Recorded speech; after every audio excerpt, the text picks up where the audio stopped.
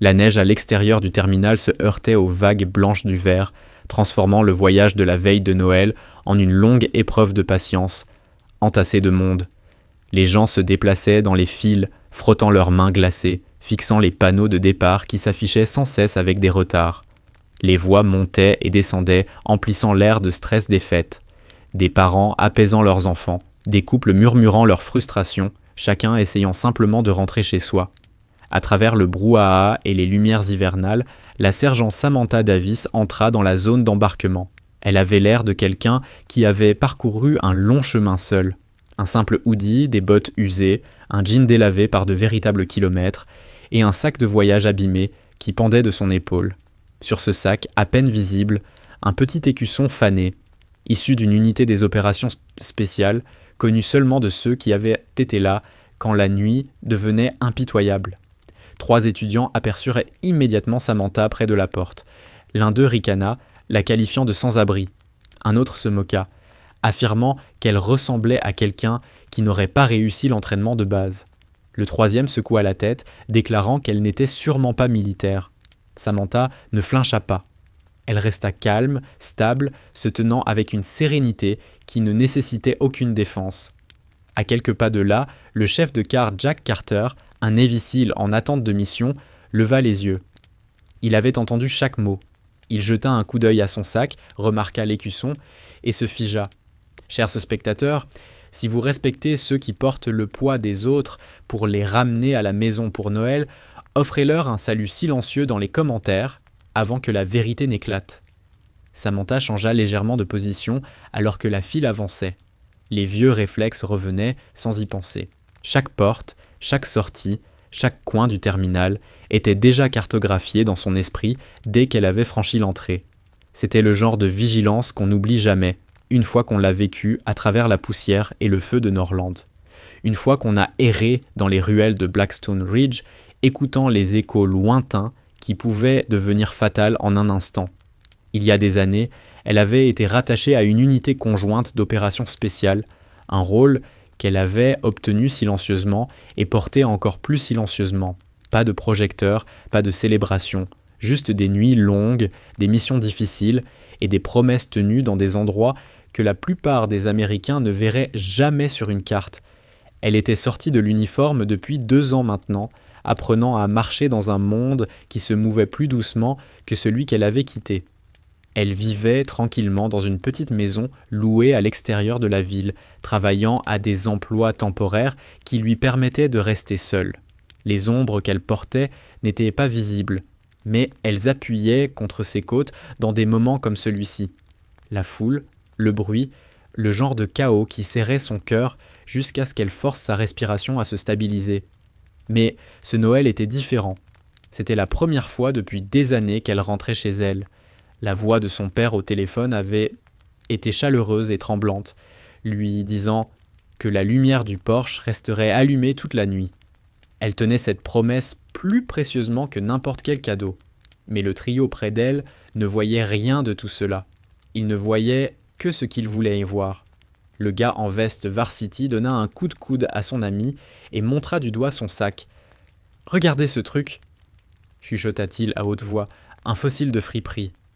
Ed sent le sous-sol. La fille avec le téléphone inclina la tête, feignant d'examiner Samantha de haut en bas.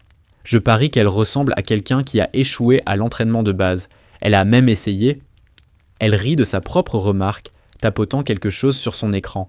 Le troisième, tenant une caméra à petite poignée, esquissa un sourire dans l'objectif.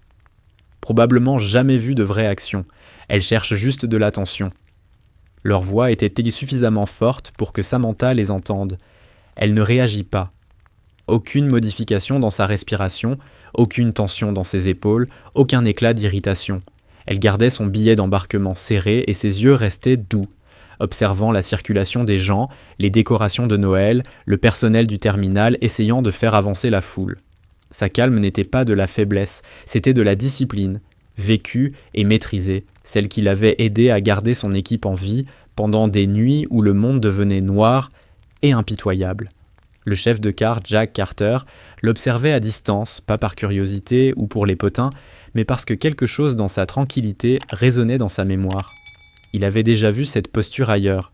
Les pieds fermement ancrés, mais détendus, les épaules légèrement abaissées pour économiser de l'énergie, sans paraître vulnérable. Les mains calmes, les yeux scrutant l'environnement avec précision.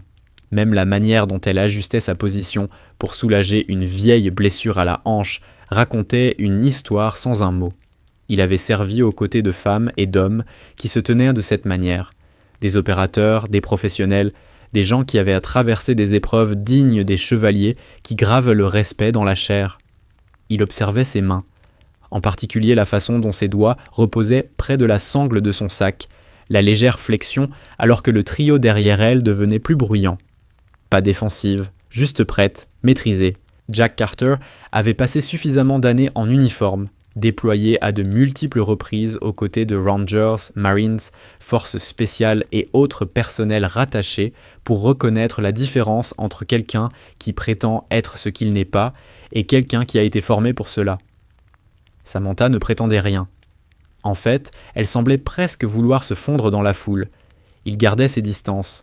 Il ne l'interpella pas, ne lui posa pas encore de questions sur l'écusson. Il ne brisa pas le silence qu'elle semblait garder comme une armure. Certains vétérans ne veulent pas être reconnus. Certains vivent plus discrètement, non par peur, mais par choix. Et Jack respectait profondément cela. Pourtant, il ne pouvait s'empêcher de sentir qu'il connaissait l'histoire derrière cet écusson, un insigne mérité par seulement quelques personnes lors d'une nuit qui résonnait encore dans les mémoires partagées mais partagées. Alors, il la regardait respectueusement, en attendant de voir si elle voulait rester seule ou si le moment demanderait autre chose. La file avançait à peine.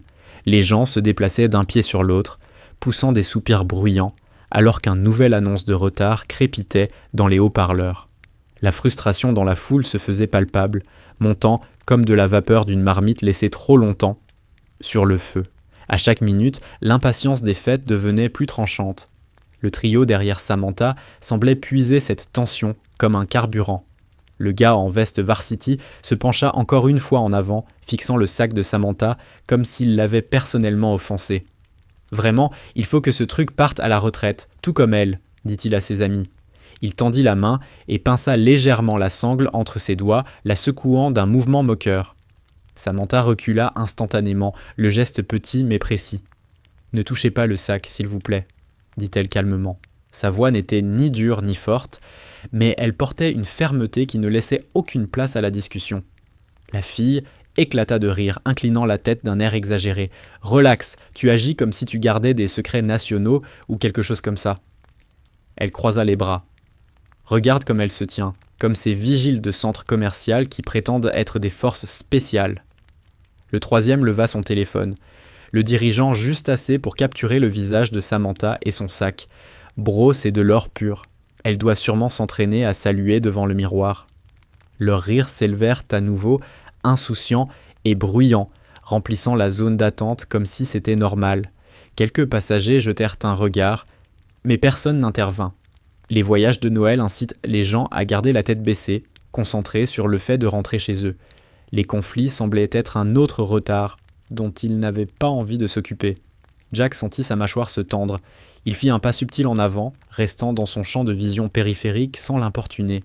Des années d'entraînement se tenaient en lui, une impulsion prête à surgir, à briser la surface.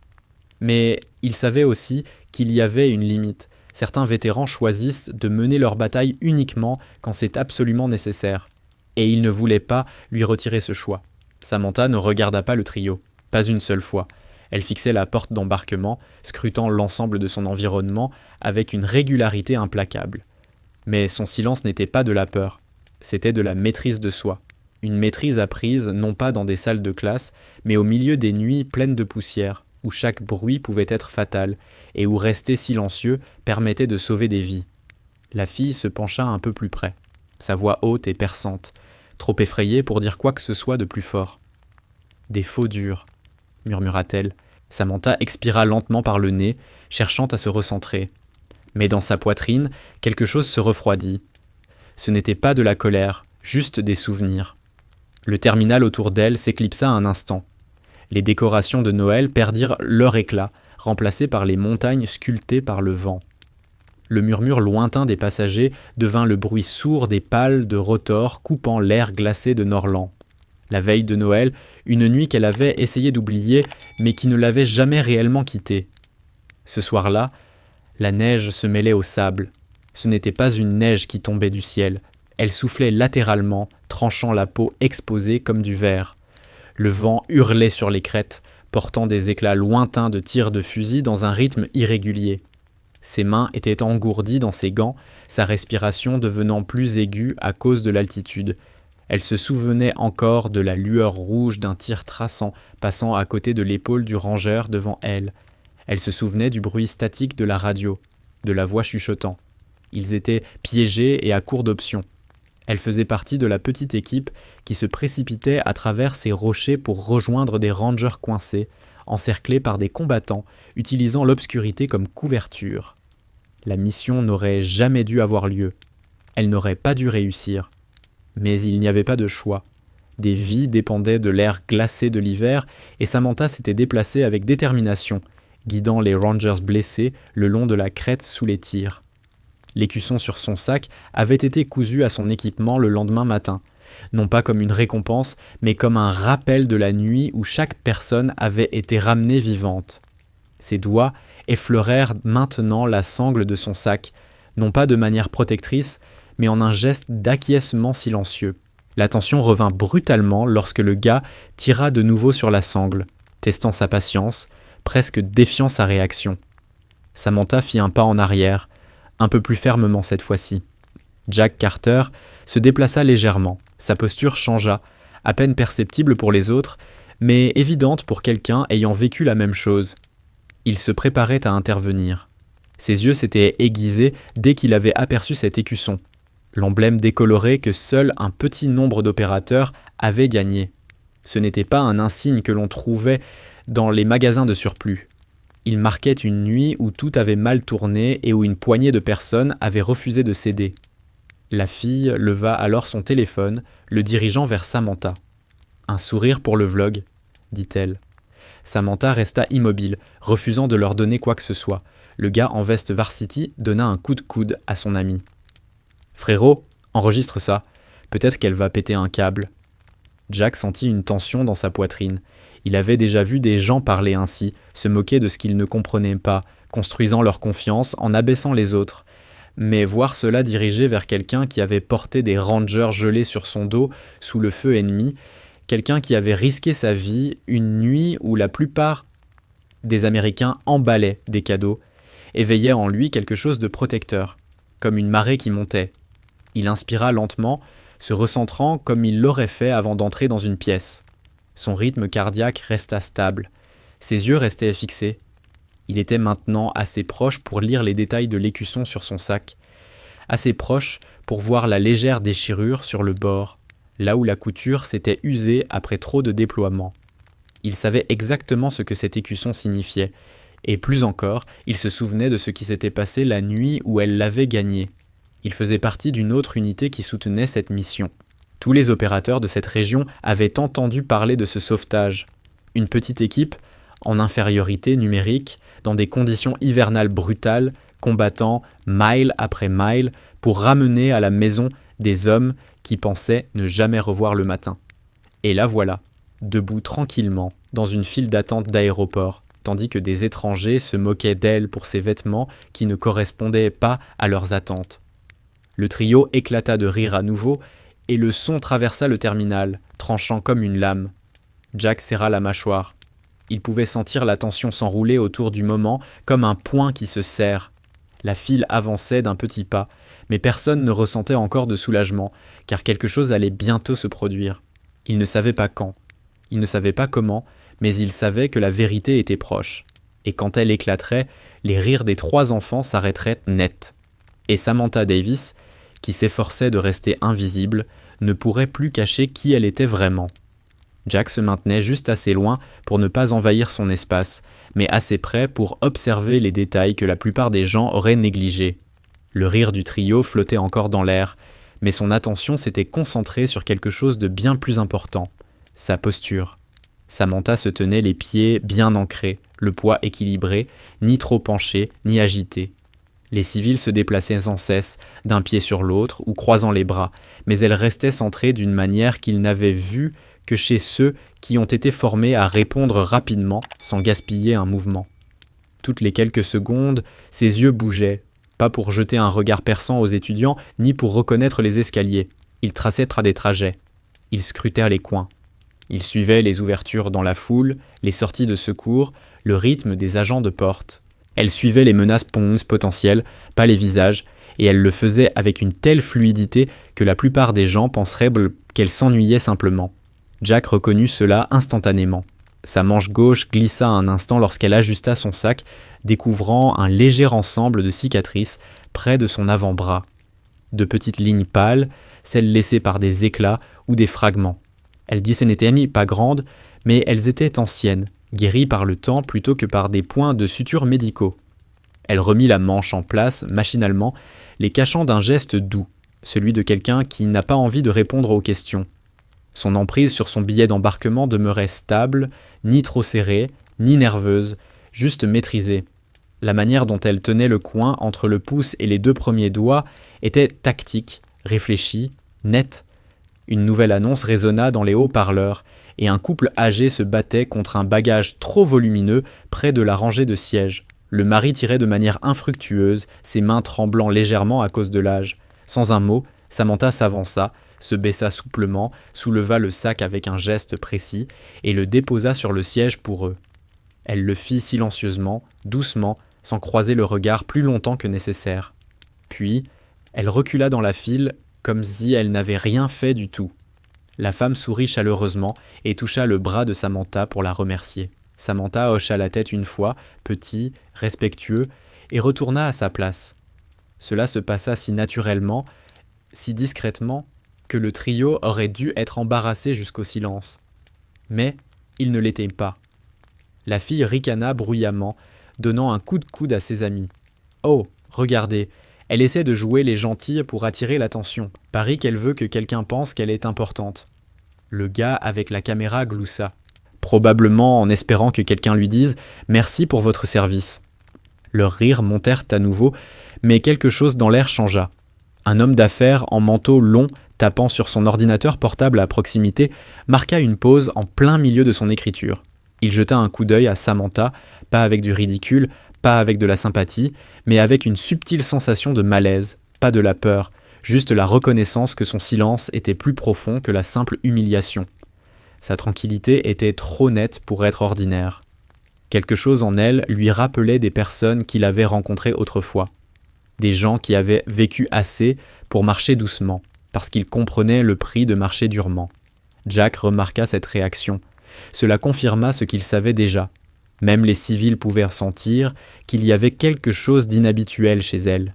Puis, quelque chose d'autre attira son regard. Quelque chose de si petit et léger que quiconque sans son expérience l'aurait complètement manqué. Alors que Samantha ajustait à nouveau sa manche, fixant son poignet, il aperçut une petite ligne sombre près de son avant-bras, à peine visible. Un tatouage discret, placé intentionnellement là où seuls ceux qui savent verraient. Un écusson de rangée, pas celui que certains soldats affichent fièrement avec éclat. Celui-ci était minimaliste, presque caché, comme un souvenir intime, le genre de tatouage que choisissent les opérateurs quand ils veulent l'honneur sans attirer l'attention. Un tatouage fait pour être porté, non pas montré. Le cœur de Jack s'emballa une fois comme une confirmation finale. L'écusson, les cicatrices, la posture, les réflexes, le silence, tout s'alignait. Et maintenant, le tatouage reliait chaque fil. Elle n'était pas simplement une vétéran.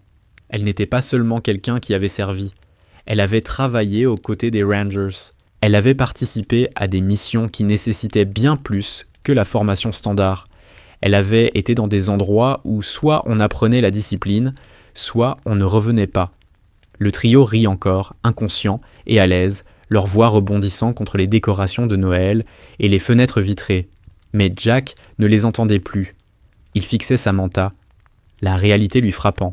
Elle n'était pas simplement familière, elle était liée à l'une des opérations de sauvetage de la veille de Noël les plus brutales dont il ait entendu parler. Il souffla lentement, un souffle calme venu d'un endroit plus profond que la mémoire. Son pouls resta régulier, mais quelque chose en lui se transforma. Du respect, de la reconnaissance, de la responsabilité. Parce qu'une fois que l'on sait qui quelqu'un est vraiment, on ne peut plus rester silencieux pendant que le monde le mécomprend. Et il savait maintenant qui était Samantha Davis. Il savait exactement qui elle était, même si elle essayait et échouait de disparaître dans cette file d'aéroport comme une ombre cherchant à se fondre dans la lumière du jour. Une autre annonce de retard crépita dans les haut-parleurs. Celle-ci était plus longue, plus désolée que les autres. La voix de l'agent à la porte tremblait légèrement lorsqu'elle expliqua que l'avion nécessitait une nouvelle inspection en raison du givrage des ailes. À l'instant où le mot fut prononcé, le terminal éclata en grognements et murmures frustrés. Un homme frappa son billet contre sa cuisse. Une femme murmura qu'elle ne rentrerait jamais chez elle pour Noël. Même la musique de Noël, diffusée faiblement en fond sonore, semblait fatiguée maintenant, noyée par la tension croissante. Le trio derrière Samantha gémit le plus fort, se plaignant que cette ligne était maudite. Ils ne la regardaient plus, trop absorbés par leur propre irritation, mais quelque chose d'autre était sur le point de changer l'atmosphère autour d'eux. Un petit garçon près de la zone de siège jouait avec un drone qu'on lui avait offert en cadeau anticipé. Il faisait rouler l'appareil au sol, imitant des bruits de moteur avec sa bouche. Puis quelqu'un le bouscula et le drone échappa de ses mains. Il glissa sur le carrelage, roulant vers une rangée de chaises. Avant que quiconque puisse réagir, il heurta un pied de métal et changea de direction, filant droit vers les chevilles de Samantha. Ce fut un clin d'œil, rien de plus.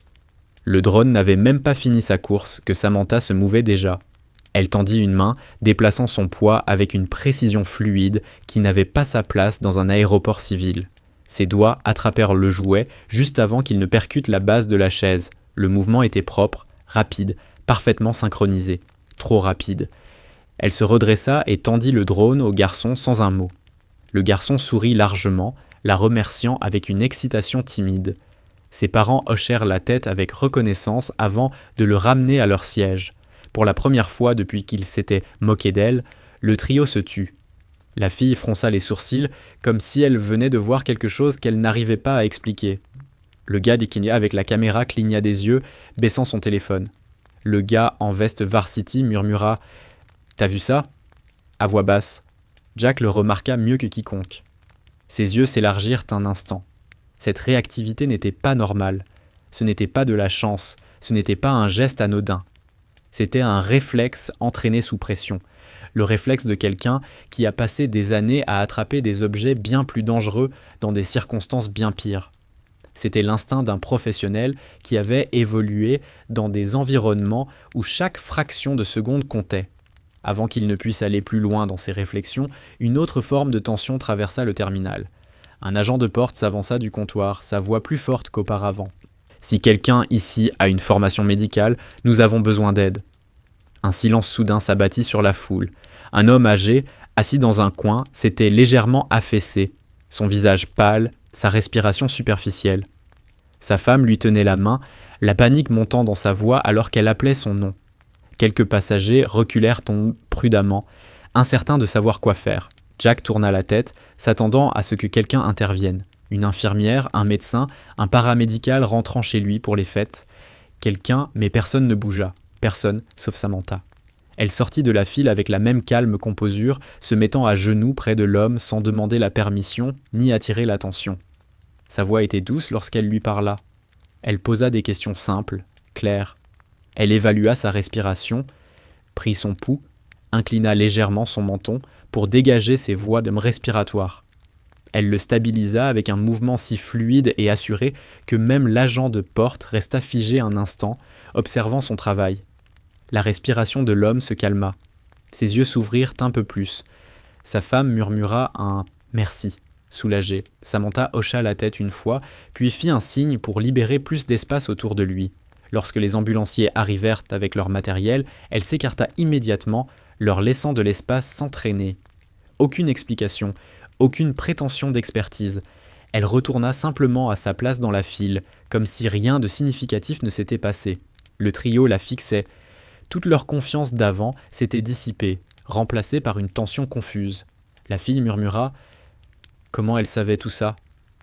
Le gars en veste varsity secoua lentement la tête, revivant mentalement ses gestes. Le gars avec la caméra marmonna « C'est pas possible, elle est juste ordinaire ». Leurs murmures n'étaient plus moqueurs maintenant, ils étaient empreints de malaise. Jack regarda Samantha, une réalisation tranquille s'installant en lui comme un poids qu'il avait déjà porté. La précision médicale, les réflexes, la posture, le tatouage, l'écusson, tout s'alignait. Il savait exactement comment elle savait. Il savait exactement ce qu'elle avait fait. Et il savait que le trio derrière elle n'avait aucune idée de combien ils étaient proches de la vérité sur la femme qu'ils avaient passé 1 heure à moquer. Jack avait attendu aussi longtemps qu'il pouvait. Il avait observé le drone jouet, le calme médical, les cicatrices, le tatouage, l'écusson. Il avait écouté sa voix lorsqu'elle parlait à l'homme âgé, stable et rassurante, le même ton qu'il avait entendu chez les médecins de terrain lorsque tout autour d'eux était chaos. Il sentit ses propres souvenirs remonter, sans invitation, d'une toute autre veille de Noël, il y a longtemps. Maintenant, la file était plongée dans un silence étrange. Certains passagers continuaient de râler à propos du retard, mais l'énergie autour de Samantha avait changé. Le trio ne riait plus aussi librement. Leur regard tourné vers Samantha était désormais différent, plus prudent, plus scrutateur. L'homme d'affaires ne cessait de lever les yeux de son ordinateur portable, l'étudiant avec un respect silencieux. Jack savait que si il s'éloignait maintenant, personne ne saurait jamais qui elle était. Elle monterait dans son avion, s'assoirait dans un siège standard et rentrerait chez elle comme n'importe quel autre voyageur, vêtu de vêtements usés. Le monde continuerait à défiler sans se soucier des visages comme le sien. Il ne pouvait pas laisser cela arriver. Il sortit de sa place dans la file. Ce n'était pas un geste spectaculaire, pas de voix élevée, pas d'insultes hurlées, pas de confrontation. Il réduisit simplement la distance entre eux, s'approchant pour se tenir juste à côté d'elle, là où elle pouvait le voir sans se sentir piégée. Samantha remarqua son approche, ses yeux se dirigeant vers lui pour la première fois.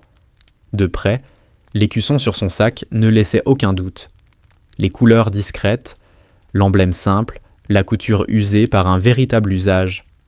Task Force Silent Valor, un groupe d'opérations conjointes qui avait existé silencieusement, brièvement, lors d'un hiver brutal, il y a plus d'1 décennie.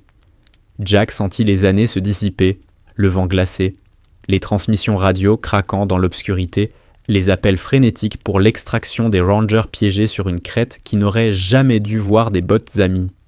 Il avala une gorgée, puis parla d'une voix juste assez forte pour qu'on l'entende. « Madame, dit-il, son ton stable et respectueux, étiez-vous avec la Task Force Silent Valor, la veille de Noël, en Orlande ?» Les mots frappèrent l'air comme un poids tombant. La conversation autour d'eux s'arrêta. L'homme d'affaires interrompit sa conversation téléphonique. Un jeune marine en hoodie leva les yeux de son téléphone.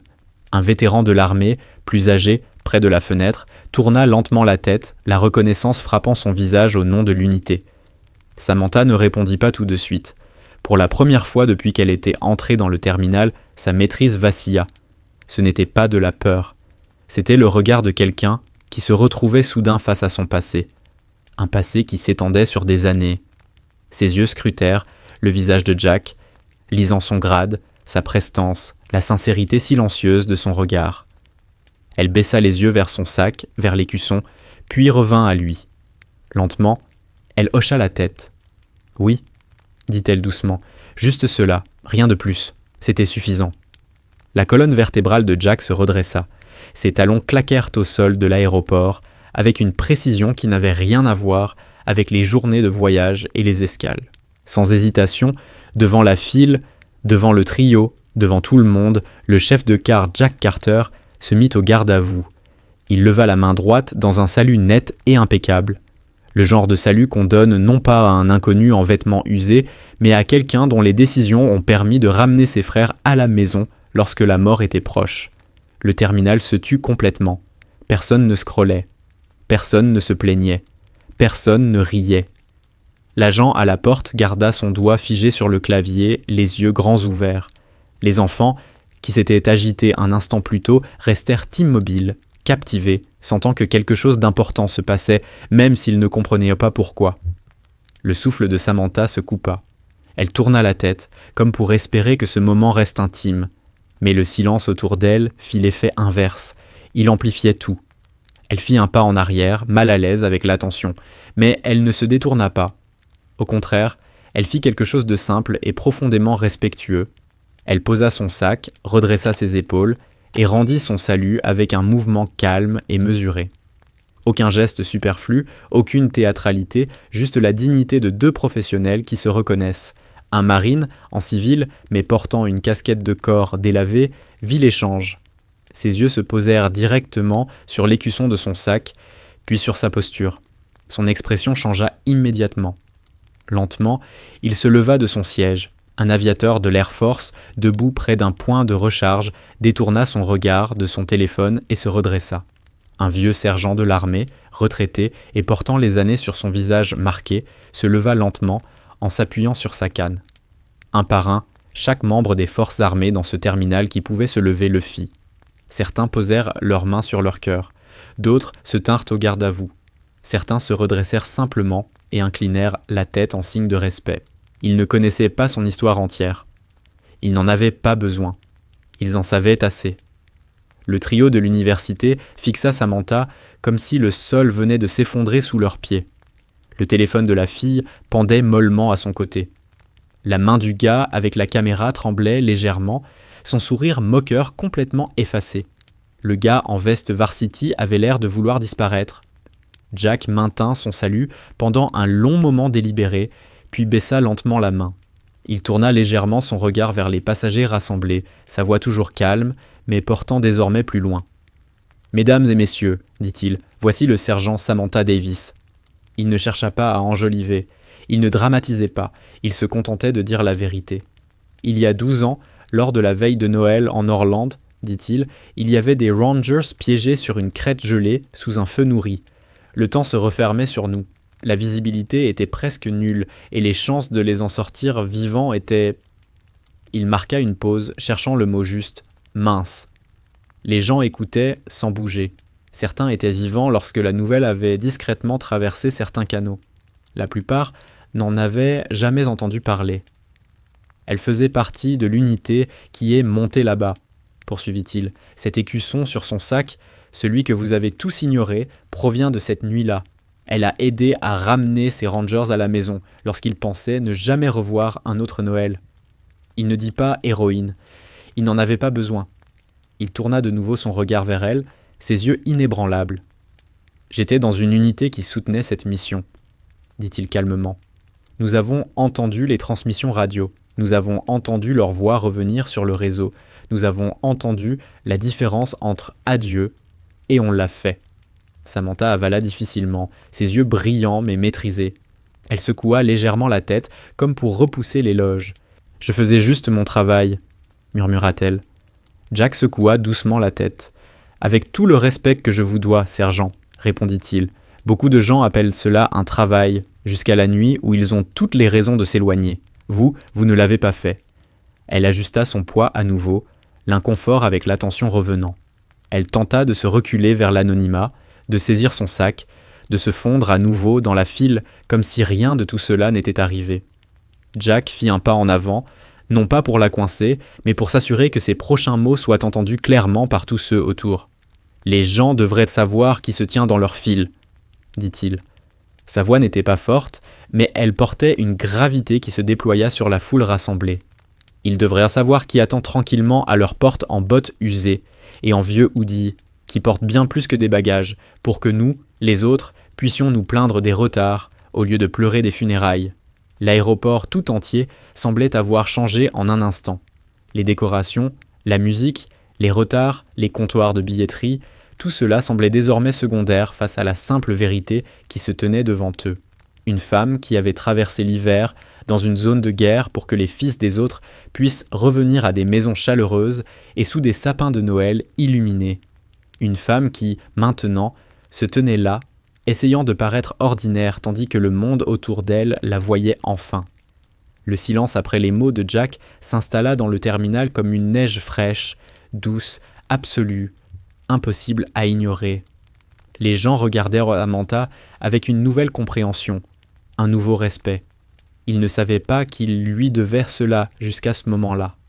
Et lentement, Le trio qui avait passé la dernière heure à se moquer d'elle commença à se décomposer. La fille s'avança la première, son téléphone complètement baissé, son expression dépouillée de toute arrogance. Elle ouvrit la bouche 2 fois avant que le moindre son ne sorte. « Madame, je suis vraiment désolée, » finit-elle par dire. Sa voix tremblait. « Nous ne savions pas. » Le gars en veste varsity avala difficilement. Son bravado avait disparu, remplacé par une tension coupable dans ses épaules. « Je n'aurais pas dû toucher à votre sac, » dit-il. « Je suis désolé, vraiment. Je n'avais pas l'intention... » Il s'arrêta, réalisant la profondeur de son ignorance. Le gars avec la caméra baissa les yeux vers ses chaussures, honteux de la façon dont il avait ri, de la manière dont il avait braqué l'objectif sur elle comme si elle n'était qu'un spectacle. « Je n'aurais pas dû vous filmer, » dit-il doucement. « Je vais tout effacer, tout. Je suis désolé. » Samantha les regarda chacun d'eux, son expression calme, stable, inchangée. Pas de colère, pas de ressentiment, juste cette patience qu'on acquiert en ayant vu bien pire que de l'impolitesse dans un terminal d'aéroport. « Ce n'est rien, » dit-elle doucement. « Soyez juste plus gentil avec les gens que vous ne connaissez pas. » Sa voix n'était pas réprobatrice. Ce n'était pas un sermon. C'était doux, presque fatigué, un rappel plus qu'une correction. Le trio hocha la tête rapidement, se retirant, portant avec eux la leçon qui les suivrait bien après cette nuit. Mais le moment ne s'arrêta pas là. Une petite foule se rassembla autour d'elle. Les voyageurs qui couraient quelques minutes plus tôt étaient soudainement immobiles, attirés par elle comme un centre de gravité silencieux. Un homme lui serra la main, la gratitude tremblante dans ses yeux. Une autre femme essuya ses yeux et dit à Samantha que son frère avait servi dans le Ranger Regiment et serait à la maison ce Noël, grâce à des gens comme elle. Samantha garda ses réponses brèves. Un hochement de tête, un merci discret, un bon voyage doux et sincère, chacun empreint de modestie. Puis, une petite fille en manteau rouge s'avança timidement derrière la jambe de sa mère. Elle tenait un sucre d'orge dans sa main gantée, serrant tellement fort que le papier froissé faisait du bruit. Elle s'approcha de Samantha, leva la main et posa le sucre d'orge dans sa paume. « Merci de les avoir laissés revenir à la maison, » dit l'enfant. Samantha se figea. Pas par inconfort ni par choc, mais par quelque chose de plus profond, quelque chose qui toucha le poids invisible qu'elle portait et l'adoucit. Ses yeux se réchauffèrent, la première vraie émotion qu'elle avait laissé surgir depuis qu'elle avait franchi la porte du terminal. Elle s'agenouilla légèrement pour rencontrer le regard de la petite fille et sourit, petit, courageux et reconnaissant. « Tu es très gentille, » murmura-t-elle. « Joyeux Noël. » Jack observait la scène de près, ressentant quelque chose se resserrer dans sa poitrine. Pas de regret, pas de tristesse, juste du respect. Un respect profond et inébranlable pour une femme qui n'avait rien demandé et méritait bien plus. Il sortit son téléphone de sa poche et, après une brève hésitation, toucha le contact marqué « DAD urgence seulement ». Le numéro qu'il avait utilisé une fois, lors d'un déploiement, quand il pensait qu'il ne verrait pas le matin. L'appel se connecta et Jack garda les yeux rivés sur Samantha tandis qu'il parlait doucement.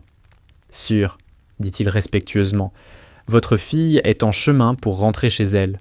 Vous êtes un homme chanceux. » Il y eut une pause à l'autre bout du fil, un rire doux et ému, un souffle tremblant. Jack hocha la tête, mettant fin à l'appel avec une promesse discrète. « Elle est presque là. » À la porte d'embarquement, l'agent, qui avait tapé sur son clavier un instant plus tôt, s'approcha avec une urgence douce. Ses yeux étaient brillants d'émotion lorsqu'elle chercha la réservation de Samantha. « Staff Sergeant » dit-elle doucement. Samantha cligna des yeux, surprise. « Oui » répondit-elle. L'agent s'éclaircit la gorge, tentant de maintenir sa voix professionnelle, mais l'admiration transparaissait. « Nous avons amélioré votre siège. Sans frais. C'est le minimum que nous puissions faire. » dit-elle en lui tendant un nouveau billet d'embarquement, ajoutant doucement « Joyeux Noël, staff sergent ». Samantha fixa le billet un moment, puis releva les yeux. « Merci », dit-elle, « vraiment. » L'agent sourit. « Bon voyage chez vous. » Pour la première fois depuis des années, Samantha ressentit une chaleur se répandre dans sa poitrine, quelque chose qu'elle avait perdu quelque part entre les déploiements et le silence. Ce n'était pas l'attention qu'elle recherchait, ce n'était pas de la reconnaissance, c'était simplement cela, le sentiment d'être vue, juste une fois, sans avoir à expliquer qui elle était. La foule se dispersa lentement, lui laissant de l'espace, mais leurs yeux la suivaient avec respect tandis qu'elle ramassait son sac et se préparait à embarquer. Même le trio se tint silencieux, changé par ces quelques minutes qu'ils n'oublieraient jamais. Et, au milieu de cette frénésie de Noël, l'aéroport avait trouvé quelque chose de rare. Du courage silencieux, de la gratitude silencieuse et une héroïne silencieuse enfin vue pour ce qu'elle était vraiment. Samantha s'approcha de la porte d'embarquement avec un nouveau billet en main, sentant le poids du moment se poser sur ses épaules comme un sac à dos familier. L'agent à la porte souleva la corde et la guida en avant, sa voix douce et respectueuse. « Vous pouvez embarquer maintenant, Staff Sergent. » Samantha hocha la tête, bien qu'elle paraisse encore un peu mal à l'aise avec les regards qui la suivaient. Elle ne marcha pas plus vite, ne ralentit pas non plus. Elle se déplaçait simplement avec cette même tranquillité constante qu'elle avait montrée toute la soirée. La foule s'écarta naturellement pour lui faire de la place, comme si une compréhension tacite avait traversé leurs rangs. Jack se tenait à quelques pieds d'elle, les mains croisées derrière le dos. Lorsqu'elle s'approcha suffisamment pour qu'il puisse voir son visage clairement, il se redressa à nouveau. Pas la rigidité formelle d'avant, mais quelque chose de plus chaleureux, de plus personnel, de symbolique. Il lui rendit un dernier salut, un geste net et respectueux, un adieu d'un guerrier à un autre. Samantha s'arrêta, serrant un peu plus fort son sac. Elle rendit le salut doucement, presque timidement, puis baissa la main avec un souffle calme. Il ne parlait pas. Il n'osait pas. La leçon avait été reçue, dure, celle qui ne disparaît pas au matin. L'humilité les avait trouvés, comme la vérité le fait toujours. Soudain, sans avertissement, et impossible à ignorer, Samantha avança, tendant son billet d'embarquement à l'agent. Elle commença sa marche lente sur le passerelle, le bourdonnement du tunnel résonnant avec ses pas. Chaque pas semblait plus léger, plus calme. Le bruit du terminal s'estompa derrière elle jusqu'à ce que tout ce qu'elle entende soit le doux ronron des moteurs dehors et le léger souffle de sa propre respiration. À l'intérieur de l'avion, l'hôtesse de l'air la guida vers son siège, amélioré, près de la fenêtre. Samantha posa son sac avec soin, le glissant sous le siège comme s'il contenait quelque chose de plus précieux que des vêtements. Lorsqu'elle s'assit enfin, elle laissa échapper un souffle lent et constant. Puis, ses yeux se posèrent sur l'ancien écusson, sur le côté de son sac. Ses doigts le frôlèrent doucement. Le tissu était usé, les bords effilochés. L'embroiderie presque effacée après tant d'années, mais le souvenir derrière restait aussi net que jamais. Elle ferma les yeux un instant et revit les montagnes. Le vent hivernal qui tourbillonnait, l'obscurité glacée, les tirs lointains, les visages des Rangers qui pensaient qu'ils ne reverraient jamais un autre Noël.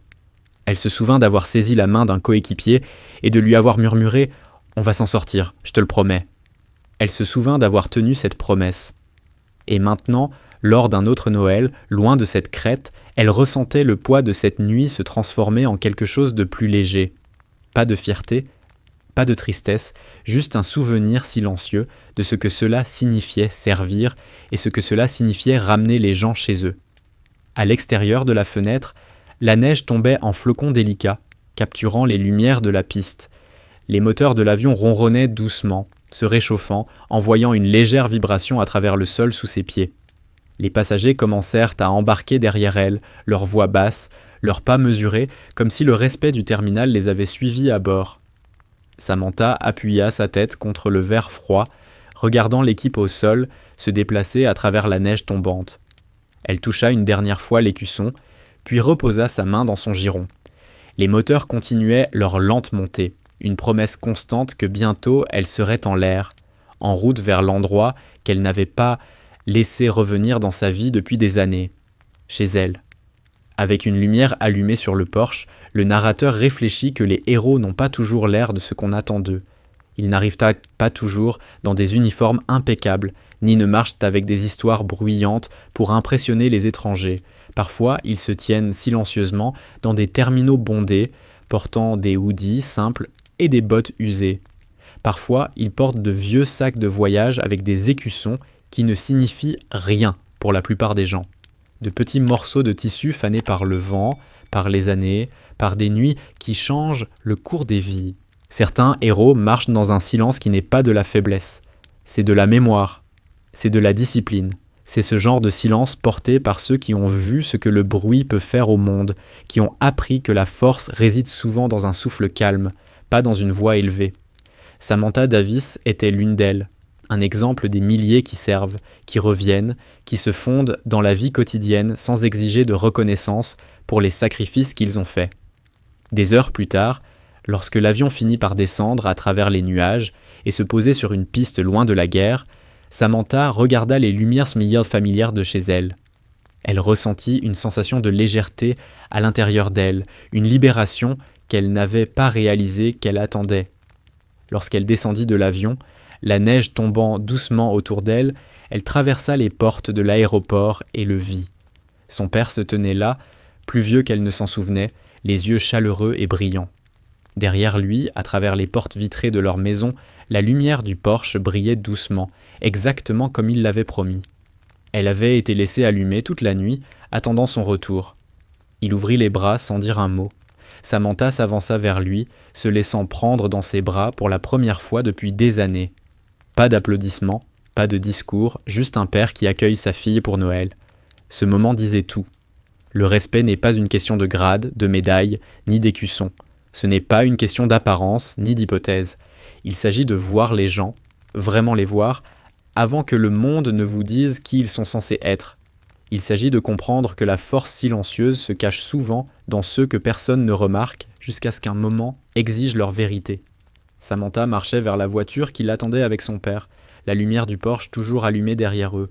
Cela rappelait que certaines lumières restent allumées parce que quelqu'un a veillé à ce que d'autres vivent assez longtemps pour les voir. Si vous regardez cela et que vous honorez les hommes et les femmes qui passent leurs fêtes loin de chez eux, qui servent sans demander de remerciements, alors offrez-leur quelque chose de simple et sincère. Laissez un salut dans les commentaires pour chaque vétéran qui passe Noël loin des gens qu'il aime.